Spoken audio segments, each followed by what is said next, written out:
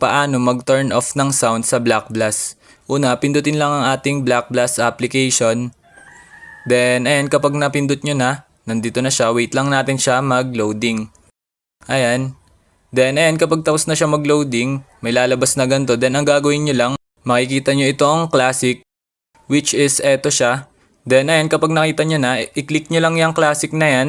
Then, ayan, mapupunta na tayo dito. Then, ang gagawin nyo naman kasunod is, pansinin nyo sa upper part yung setting signs, which is eto siya. Ang gagawin nyo kapag nakita nyo na, i-click nyo lang yung setting signs na yan na nasa upper part, then lalabas na ito.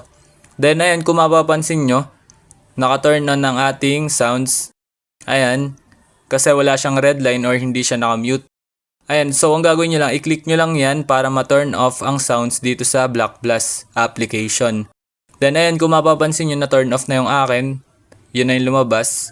Ayun, ganun lang ng mga dali mag-turn off ng sounds dito sa BlackBlast application. Ayun lang, thanks for watching.